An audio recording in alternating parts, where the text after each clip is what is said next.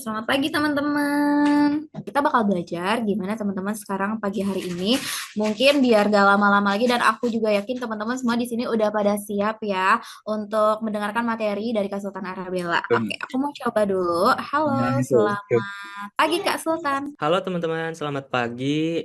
Perkenalkan aku Sultan Arabella. Di sini aku sebagai trainer dan juga konten kreator juga sama seperti teman-teman mungkin yang mau mulai affiliate, misalnya yang udah mulai bikin konten di TikTok. Nah, aku juga udah mulai nih teman-teman. Aku juga adalah seorang affiliate juga gitu ya. Topik yang bakalan kita pelajari pada pagi hari ini yaitu mengenal ekosistem digital dan juga peluang karir masa depan. Nah, ini nih teman-teman. Jadi ekosistem digital itu adalah gabungan antara platform kreator, pengguna, brand, dan juga teknologi yang saling terhubung, teman-teman. Contohnya nih, misalnya sekarang teman-teman pasti udah tahu ya, yang namanya TikTok, Instagram, Shopee. Nah, itu adalah salah satu contoh dari platformnya nih, teman-teman. Nah, di TikTok dan juga di Instagram, itu kan ada kreatornya, ada penggunanya juga, ada brandnya juga nih yang hadir di sana gitu.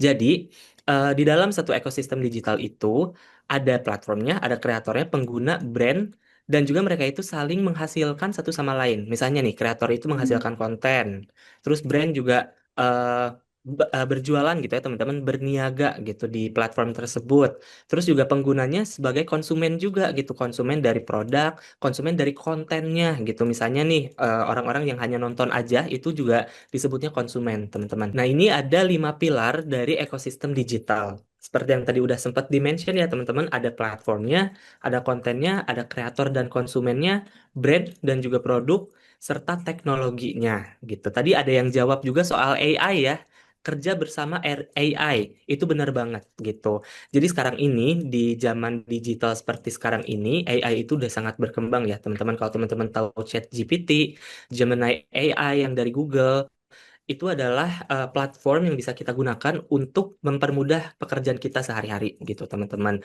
Kalau platform teman-teman udah pada tahu ya, ada TikTok, Instagram, Shopee, YouTube dan lain sebagainya gitu. Konten juga teman-teman pasti udah sering banget mengonsumsi yang namanya konten gitu. Atau bahkan di sini aku em, mungkin tahu ya beberapa teman-teman ada yang udah mulai ngonten juga dan jadi konten kreator gitu kan.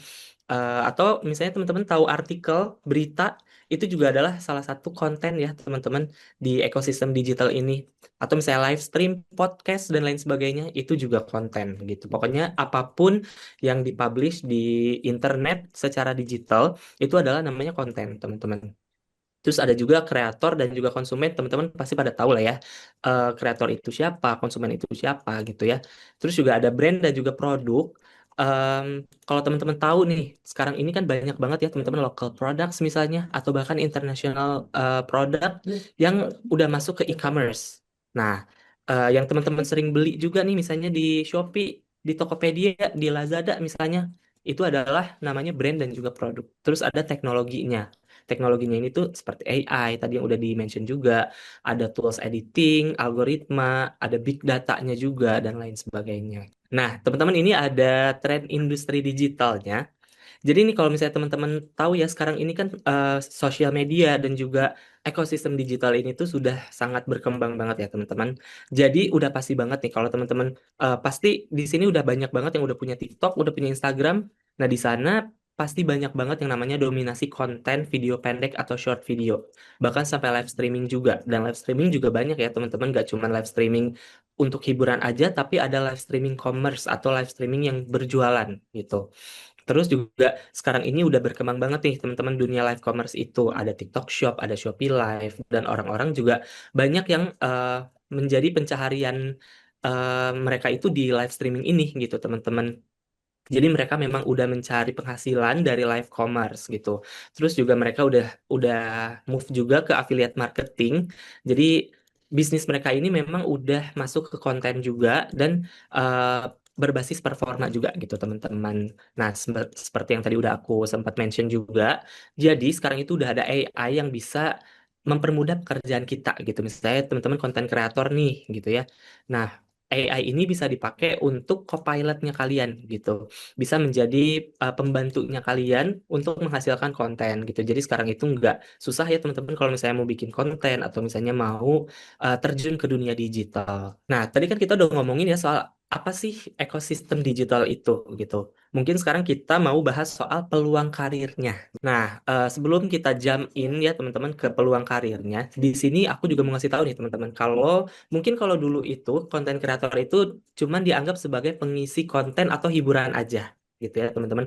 Tapi kalau sekarang itu udah beda teman-teman, udah bergeser. Sekarang itu banyak juga konten kreator yang udah masuk ke ranah commerce teman-teman. Jadi karirnya itu lebih panjang lagi.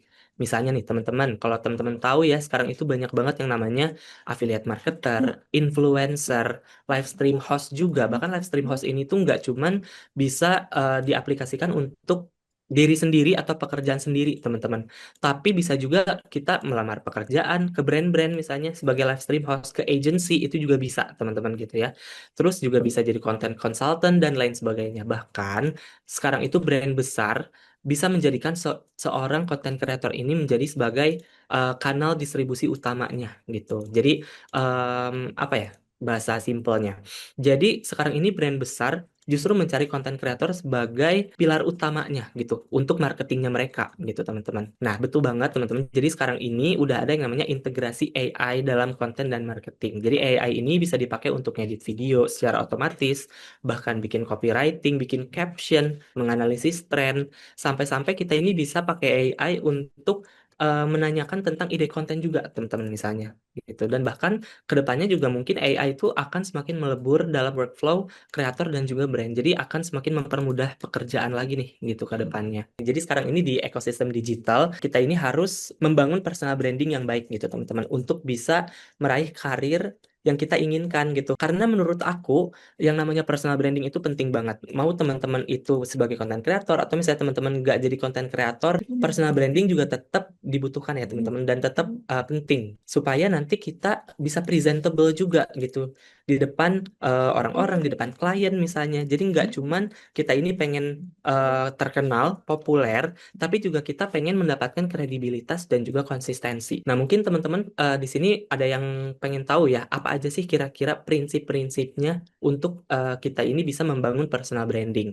Yang pertama itu ada yang namanya kejelasan atau clearance, teman-teman. Jadi teman-teman itu harus tahu dulu nih, kalian itu siapa, terus keahliannya apa, dan value apa nih yang pengen dimunculkan. Misalnya, teman-teman ini konten kreator pengen memunculkan edukasi digital marketing untuk UMKM. Terus juga ada konsistensi. Jadi teman-teman itu harus banget konsisten ya, teman-teman. Misalnya nih, teman-teman udah jadi konten kreator misalnya atau misalnya udah jadi affiliate kreator, teman-teman harus apa ya menyatukan semua elemennya mulai dari gaya editing, misalnya tone suara, komunikasinya seperti apa, terus udah gitu kontennya ini mau dibentuk seperti apa, misalnya mau formal, mau fun, mau humor, mau inspiratif, itu boleh banget gitu. Terus teman-teman juga jangan lupa, teman-teman harus tetap otentik atau asli ya, teman-teman. Jadi jangan dibuat-buat, jangan fake. Teman-teman juga harus memperlihatkan jati diri teman-teman itu yang sesungguhnya. Nah, tadi kan kita udah ngomongin soal prinsip-prinsipnya. Sekarang ada yang namanya strateginya nih. Yang pertama adalah teman-teman harus memilih niche dulu. Teman-teman ini ingin kenal sebagai apa nih misalnya. Misalnya teman-teman pengen dikenal sebagai beauty advisor, beauty influencer, beauty content creator misalnya. Setelah itu teman-teman harus mengoptimalkan profil di media sosialnya. Misalnya dari segi bionya, profile picture-nya. Udah gitu teman-teman juga harus membangun narasi diri ini gitu. Misalnya membangunnya itu bisa dari segi kontennya gitu ya. Teman-teman juga harus manfaatkan kolaborasi juga. Misalnya teman-teman ketemu nih sama orang-orang yang punya kesukaan yang sama gitu, minat yang sama. Nah, teman-teman itu bisa collab nih sama mereka gitu supaya teman-teman juga makin kuat personal brandingnya, terus juga teman-teman makin dikenal juga. Tadi kan kita udah sempat mention juga ya soal affiliate gitu. Nah, kira-kira apa sih affiliate itu? Nah, jadi nih teman-teman, kalau misalnya teman-teman tahu di TikTok itu ada konten yang pakai keranjang kuning. Ada yang tahu gak, teman-teman? Itu adalah salah satu konten dan juga kreator affiliate, teman-teman. Jadi sistem pemasarannya itu berbasis komisi atau commission based, kalau teman-teman tahu ya. Jadi kalau misalnya teman-teman lihat nih ada konten kreator, dia ini bawain produk melalui video TikTok atau Shopee misalnya, terus ada keranjang kuningnya atau keranjang oranye, terus kalau misalnya orang check out dari keranjangnya dia dapat komisi. Nah, itu adalah affiliate marketing, teman-teman namanya. Kenapa sih kira-kira affiliate ini tuh relevan banget sama keadaan digital saat ini gitu? Karena yang pertama ya, teman-teman, biaya modalnya itu rendah banget. tadi ada yang nanya juga soal seller ya. Kan kalau seller itu berarti kita sebagai brand, sebagai penjual gitu. Dimana kita ini harus punya modal dulu untuk punya produk, lalu kita jualin produk-produknya gitu. Lewat kanal marketing seperti sosial media misalnya gitu ya. Atau misalnya pakai konten kreator, pakai agency dan lain sebagainya. Tapi kalau misalnya affiliate ini, biaya modalnya itu cenderung lebih rendah. Bahkan nggak pakai modal sama sekali juga bisa, teman-teman gitu. Skalanya juga besar, teman-teman. Karena kan udah ada dukungan platform ya. Sekarang itu ada yang namanya TikTok, ada yang namanya Shopee. Nah, itu udah bisa mendukung seorang affiliate untuk ngonten di sana dan juga berpenghasilan di sana gitu. Terus juga potensi income-nya atau pemasukannya itu tuh benar-benar besar banget teman-teman dan berkelanjutan. Ada baiknya kita itu punya strategi dulu. Nah di sini aku mau spill nih teman-teman. Yang pertama itu adalah kurasi produk gitu. Jadi kita ini harus lihat dulu nih teman-teman ke pasar kita gitu. Atau misalnya ke target audiens kita. Kalau misalnya target audiens kita ini ibu-ibu muda usia 27 sampai 35 tahun misalnya. Nah kita kan harus tahu dulu gitu. Oh minatnya mereka itu kemana gitu. Atau misalnya anak muda usia 18 sampai 25 tahun misalnya. Dia itu mereka itu lebih suka ke produk-produk beauty misalnya dan jenis kelaminnya misalnya wanita. Nah, itu kan kita bisa cocokin gitu. Oh, ternyata sekarang ini lagi booming nih skincare atau produk make up apa gitu misalnya. Itu bisa juga gitu. Karena kalau misalnya kita mau komisinya yang besar, kita juga pengen pemasukan kita besar, kita harus tahu dulu nih gitu. Kita mau pasarkan produk ini ke siapa gitu. Oke. Terus juga ada yang namanya konten yang mengkonversi. Teman-teman itu harus bikin konten yang mampu untuk menggerakkan audiens untuk segera membeli. Review jujur, misalnya teman-teman nge-review produk berdasarkan pengalaman gitu. Atau teman-teman live selling pakai live streaming itu juga bisa banget gitu. Karena itu kan ada interaksi real time ya teman-teman. Jadi audiens ini bisa lebih yakin sama kalian, bisa lebih percaya juga, oh iya berarti produk yang dijual ini emang bagus, emang aku butuhin gitu.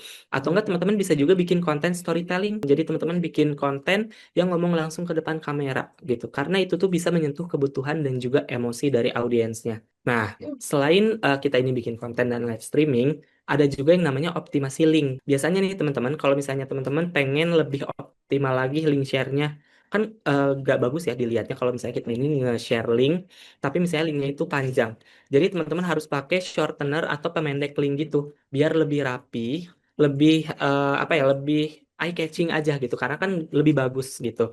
Terus juga teman-teman harus pakai link tree yang tadi udah aku bahas ya teman-teman, biar teman-teman itu lebih mudah aja lagi gitu masukin produk-produknya. Jadi nggak cuma satu produk doang, tapi bisa lebih banyak produk juga gitu masuk ke dalam linknya. Nah, si optimasi link ini juga bisa meningkatkan CTR loh teman-teman gitu. Kalau misalnya teman-teman tahu click through rate itu apa, jadi click through rate itu kalau misalnya teman-teman masukin produk, itu kan akan ada orang yang ngeklik. Nah, click through rate itu adalah jumlah orang-orang atau rasio orang-orang yang ngeklik produk tersebut gitu. Nah, semakin besar CTR, otomatis nanti algoritmanya juga semakin bagus. Yang selanjutnya adalah membangun audiens ya, teman-teman. Jadi, teman-teman nih, audiens ini tuh benar-benar penting banget karena kita ini bisa apa ya, bisa langsung menyentuh ke market kita gitu. Affiliate itu nggak bisa bergantung sama orang yang cuma lewat doang, teman-teman. Tapi kita harus bisa juga membangun audiens gitu. Kita harus bisa membangun komunitas audiens yang loyal sama kita, yang percaya sama kita, sehingga kalau misalnya mereka udah percaya, mereka itu bisa beli, bahkan repeat order gitu, terus-terusan beli dari kita gitu. Nah, apalagi kalau misalnya kalian affiliate beauty, home living, fashion, itu harus banget sih kita bisa membangun audiens kita gitu supaya mereka ini loyal dan banyak yang beli ke kita gitu. Nah, mungkin di sini banyak juga ya teman-teman yang suka nanya gitu. Kak, aku udah mulai affiliate, aku udah mulai jualan di TikTok nih, tapi susah banget dapetin pembeli, susah banget nih orang-orang yang check out dari keranjang aku. Nah, mungkin salah satunya adalah kalian belum bisa membangun audiensnya gitu. Karena kalau kita udah punya audiens, kita udah bisa membangun siapa kita lewat TikTok gitu ya, itu akan lebih mudah sih teman-teman. Karena ada juga nih konten kreator kita juga di sini, dia itu konten kreator beauty. Nah, dia ini cara membangun audiensnya dengan cara open konsultasi gitu karena memang dari dulu dia seneng di bidang beauty gitu ya. Jadi dia open konsultasi, akhirnya orang-orang banyak yang konsultasi dan ternyata berhasil. Jadi itu kan meningkatkan kepercayaan. Nah, setelah mereka berhasil ya udah jadinya mereka ini audiens yang loyal gitu ke dia.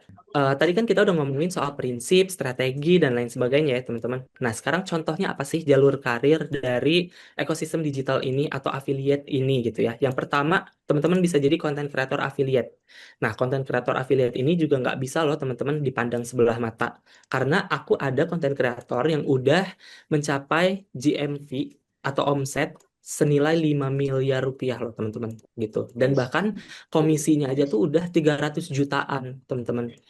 Dia tuh awalnya punya usaha, teman-teman ya punya usaha kalau nggak salah frozen food, nail art dan lain sebagainya. Itu sampai ditutup semua usahanya, dia jadi fokus konten kreator affiliate. Ya karena sebulan aja dia udah bisa dapetin komisi bersih 300 juta. Jadi ya mau apa lagi? Ya udah tinggal di em, fokusin aja di situ teman-teman gitu. Terus selanjutnya juga live stream host untuk brand. Tadi di awal udah sempet aku mention ya teman-teman. Jadi kalau misalnya kita udah punya sertifikasi live stream misalnya, atau kita udah sering live stream juga di TikTok gitu ya, kita juga bisa loh gitu. Jadi host live selling untuk brand gitu. Jadi nggak cuma affiliate doang, tapi kita bisa melamar pekerjaan ke brand dan dari sana juga kita bisa dapetin uang gitu. Bahkan ada beberapa brand juga yang menawarkan komisi penjualannya itu untuk hostnya gitu. Kayak gitu. Misalnya teman-teman nih freelance content creator, terus misalnya ada brand yang mau di live streaming kan, itu bisa banget dan komisinya itu bisa buat kalian gitu. Terus teman-teman juga bisa jadi konsultan digital marketing berbasis affiliate gitu.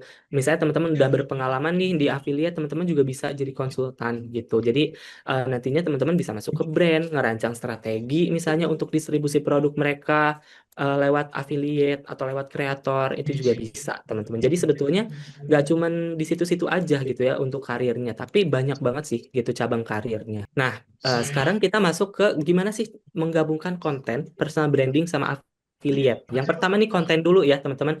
Dari konten ini kita ini bisa membangun awareness dan juga traffic nih. Teman-teman kalau misalnya tahu nih ya, konten ini itu adalah sebagai pintu masuknya dulu gitu. Apalagi kalau misalnya udah ada konten yang FYP, nah itu udah benar gampang banget sih teman-teman untuk bisa start jadi konten kreator atau affiliate gitu teman-teman. Karena nih kalau misalnya teman-teman nggak ngonten, audiens itu nggak pernah tahu gitu kalian itu siapa dan apa sih yang kalian tawarkan, value apa yang kalian munculkan juga gitu. Nah, kalau misalnya teman-teman udah mulai ngonten, teman-teman juga harus konsisten juga gitu. Supaya nanti kalau misalnya teman-teman konsisten, orang-orang itu lebih mudah lagi untuk tertarik gitu, tertarik perhatiannya gitu dan algoritmanya juga jadi bagus ke kalian gitu. Trafficnya juga jadi oke banget gitu. Ataupun misalnya teman-teman bisa reach audience baru. Nah, personal branding ini bisa memberi kepercayaan dan juga kredibilitas. Seperti yang tadi udah aku mention juga, udah aku bahas juga ya teman-teman.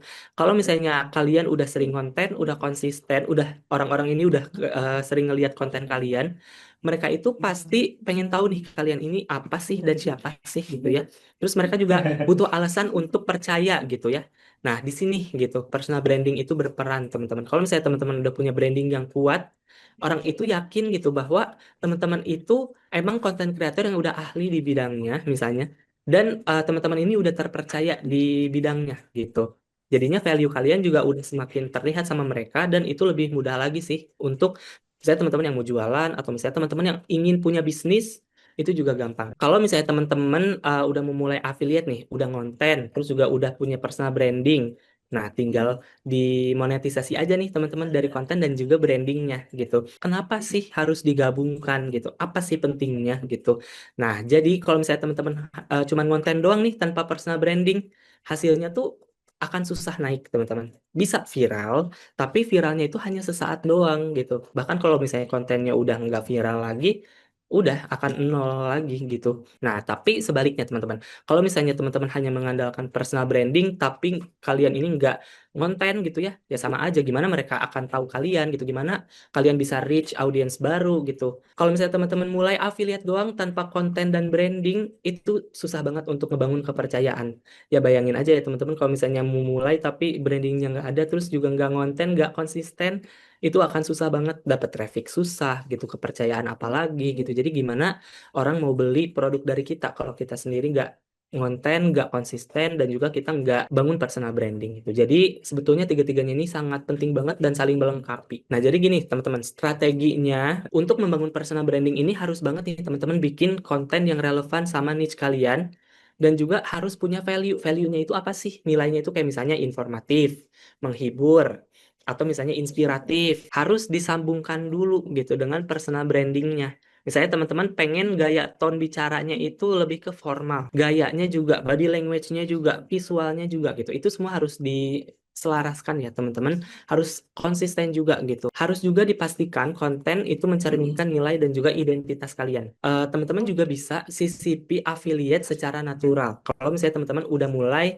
em, ngonten ya teman-teman dan juga udah mulai bangun personal branding gitu. Jadi nggak cuma jualan doang, tapi teman-teman harus munculkan juga nih konten-konten kalian yang emang bervalue, tapi setelahnya teman-teman boleh ada disisipin konten affiliate. Di awal-awal teman-teman kasih lihat aja tutorial make up misalnya, terus setelahnya baru teman-teman tutorial make up sambil ada link affiliate-nya, ada keranjang kuningnya. Nah, setelah itu teman-teman juga penting banget harus mengukur dan juga evaluasi setiap konten kalian gitu yang kalian posting. Jadi kalian harus lihat juga metrik engagementnya, CTR-nya, konversinya kayak gimana. Selain itu juga kalau dari kontennya juga kalian harus lihat ya, mana sih konten yang efektif, yang bagus gitu ya.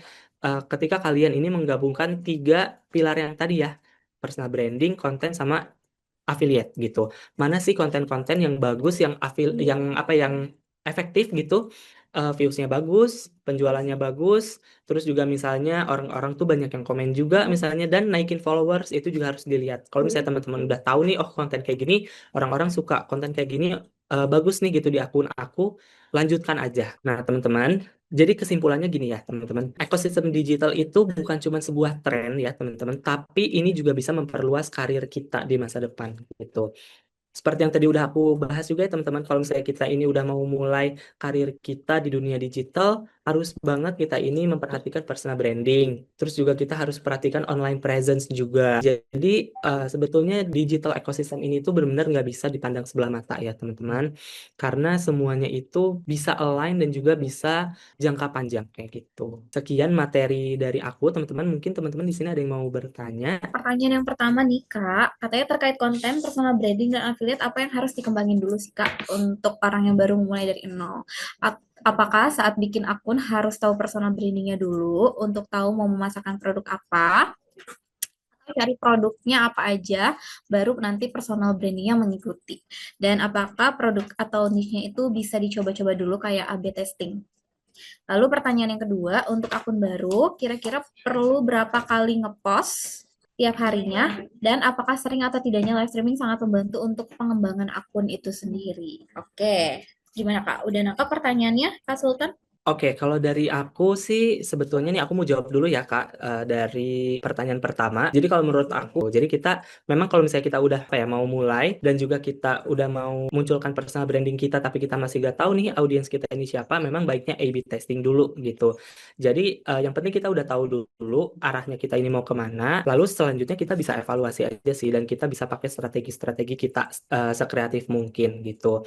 Karena menurut aku sih A/B testing itu juga penting ya. Jadi kita memang harus coba-coba dulu, trial and error. Kita tuh nggak pernah tahu traffic TikTok atau Shopee itu seperti apa, algoritmanya seperti apa. Jadi emang benar-benar serandom itu sih kadang-kadang dan kita nggak bisa nebak gitu.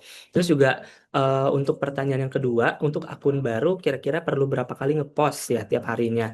Jadi menurut aku sih yang penting konsisten aja. Misalnya dalam satu hari posting sekali juga nggak apa-apa. Tapi emang harus terus-terusan setiap hari. Nggak boleh kita meninggalkan satu hari pun gitu. Mau sesibuk apapun kita emang harus apa ya harus menyempatkan sih gitu. Atau misalnya kita nggak ada waktu, kita bisa sisihkan waktu di weekend. Misalnya contohnya kita bikin draft dulu, kita bikin bank konten dulu. Jadi ketika misalnya besok-besoknya kita ada kesibukan, itu kita bisa tinggal posting-posting aja gitu. Dan apakah sering atau tidaknya live stream sangat membantu untuk pengembangan akunnya itu sendiri? Tentu gitu. Kalau misalnya kita ini udah sering banget live streaming, udah konsisten live streaming, itu pasti ngebantu banget traffic kita, udah pasti ngebantu banget penjualan kita juga. Karena TikTok itu yang aku tahu ya teman-teman, butuh waktu 3 bulan untuk menyesuaikan trafficnya gitu. Misalnya nih teman-teman baru mulai hari ini gitu ya. mulai ngonten. Ya udah berarti teman-teman dari mulai start hari ini sampai 3 bulan ke depan itu harus posting nonstop. eh Berarti berapa konten ya? 100 konten ya dalam 3 bulan ini. Harus ada 100 konten dulu. Nanti kan dari 100 konten itu kita bisa evaluasi. Kita bisa tahu, oh ternyata along the way kita ngonten, itu ada konten yang naik nih gitu. Beberapa konten yang naik. Nggak mungkin dong kita udah bikin 100 konten, nggak ada satupun konten yang naik. Kalaupun misalnya nggak ada satupun konten yang naik, berarti apa? Berarti strateginya yang salah. Kita harus evaluasi juga strateginya gitu. Apakah itu dari personal branding kita, apakah dari produk, apakah dari cara penyampaian kita, apakah dari konten, macam-macam. Gimana nih Kak Sigit atas jawabannya? Aman sih. Cuman mau nanya satu, kalau untuk akun baru konsisten itu harus setiap hari posting atau ya konsisten misalnya mau 2 hari sekali, mau 3 hari sekali, yang penting konsisten.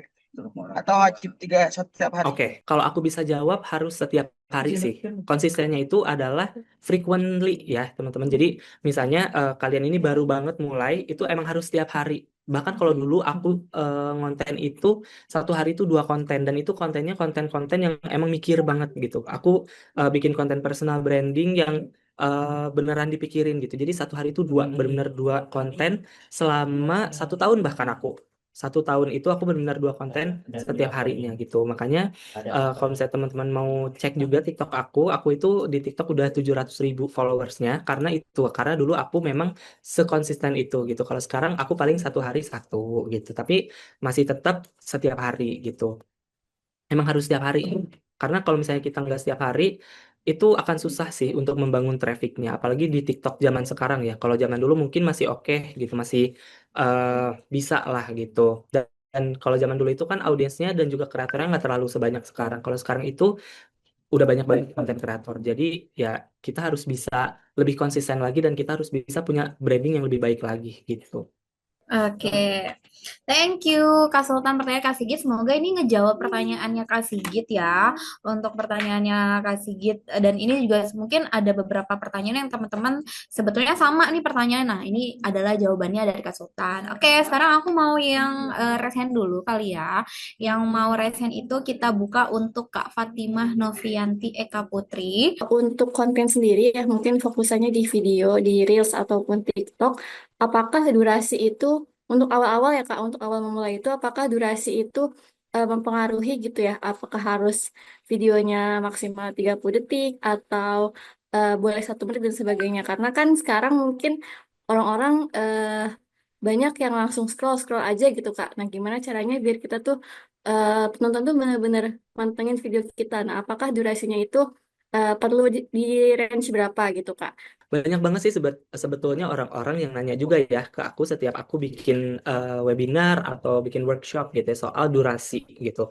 Kalau aku sih lebih nyaranin gini ya, untuk teman-teman yang mungkin masih awal-awal banget nih, mau mulai dari nol, durasi itu penting banget gitu. Jadi teman-teman harus perhatikan juga, misalnya teman-teman mau upload video maksimal bagusnya itu di 20 detik sampai 30 detik gitu. Karena apa? Karena kita ini pengen naikin watch time-nya dan juga retention rate gitu. Apalagi kalau misalnya teman-teman belum punya personal branding yang kuat, itu memang sebaiknya bikin konten yang agak singkat.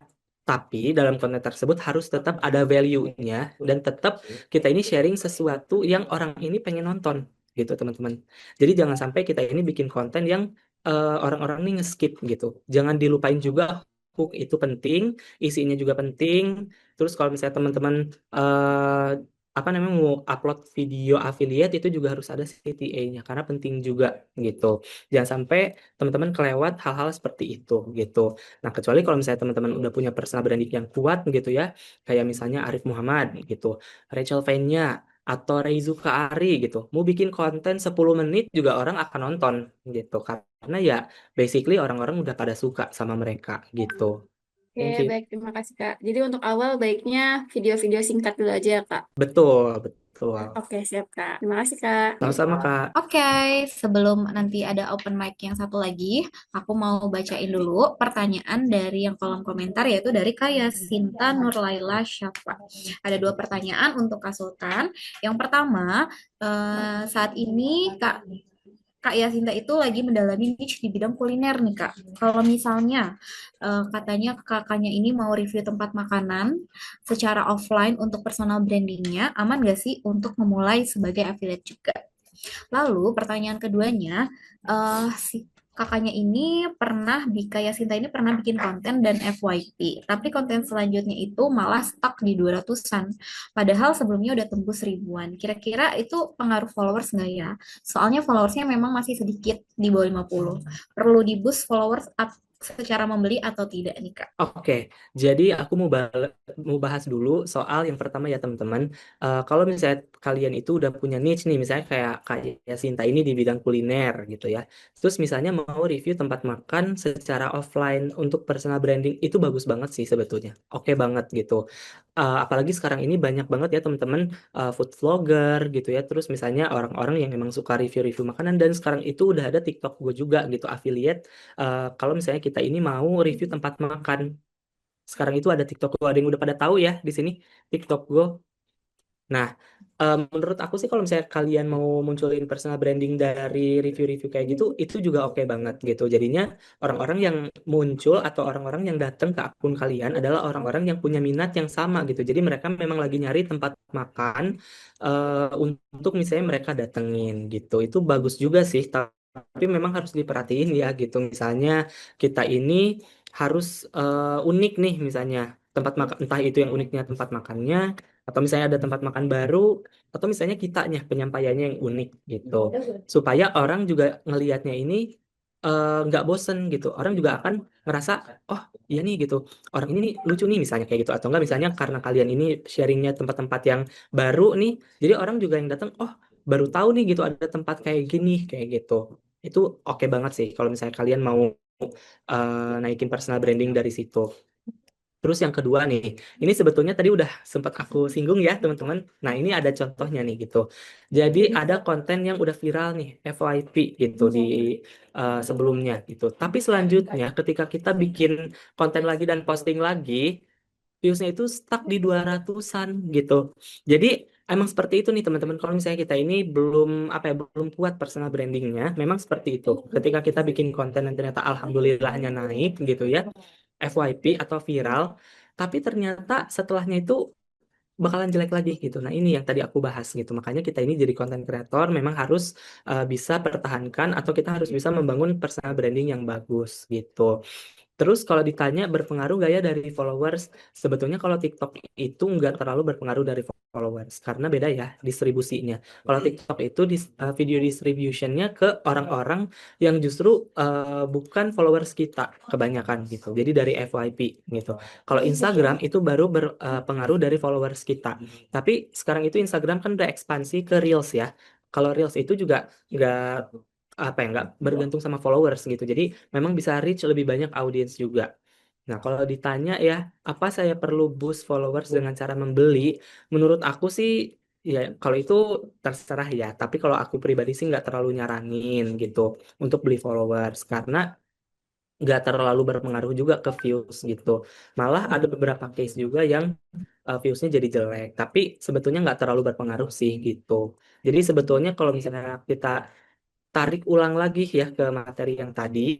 Betulnya untuk naikin personal branding di awal nih, misalnya teman-teman mau review-review tempat makan itu nggak apa-apa banget, bagus. Terus juga yang tadi ya teman-teman, kalau misalnya teman-teman belum punya personal branding yang kuat, itu ketika ada satu konten yang viral, next kontennya akan nggak viral. Jadi saran dari aku memang perkuat di personal branding aja dan konsisten gitu. Aku mau sebelum kita di sesi terakhir ya, aku mau ada satu pertanyaan lagi untuk jadi dua dari kolom komentar, dua dari yang open mic. Oke, ada nih Kak Holid Daya udah raise hand. Mohon pencerahannya Kak Sultan mengenai upload video di TikTok ya. Jadi setiap upload video yang berkeranjang kuning itu kadang suka ada notif tuh di tengah-tengah pemulihan foto, upload foto ya. Kok tiba-tiba setiap pemulihan upload foto malah view-view video yang kita buat yang ada keranjang kuning malah di bawah 200. Itu dampaknya gimana ya?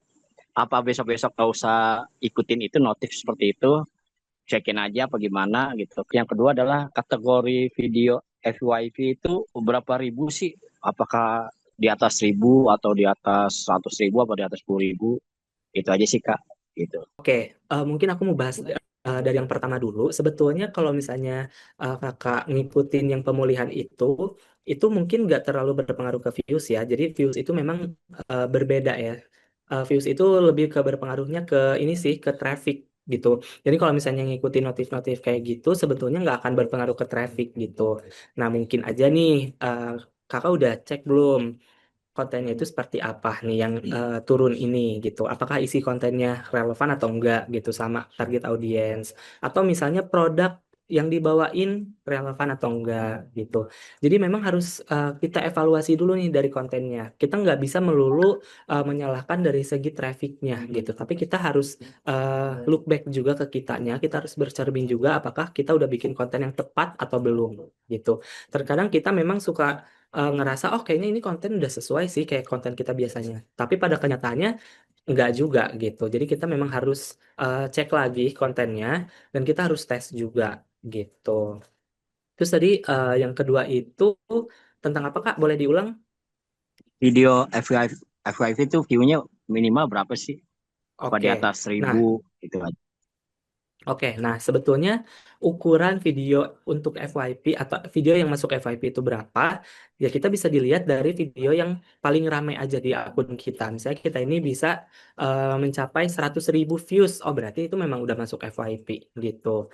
Terus kalau misalnya kita biasanya dapetin views sebesar 20 atau misalnya cuma 200 doang, tiba-tiba ada satu konten yang 10.000. Nah itu berarti FYP. Kayak gitu. Sebetulnya nggak ada ukuran pasti sih. Yang pasti konten itu tuh udah masuk ke banyak orang aja gitu. Itu udah dikatakan kalau kita ini masuk FYP gitu.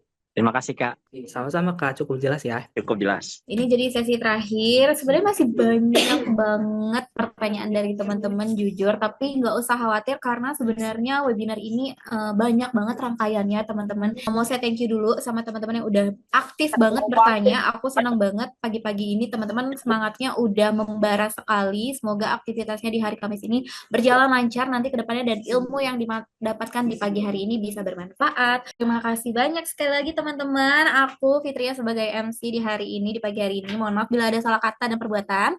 Terima kasih sekali lagi buat teman-teman semua di sini. Dan juga Kak Sultan Arabella. Aku pamit undur diri. Assalamualaikum warahmatullahi wabarakatuh. See you next week teman-teman semuanya.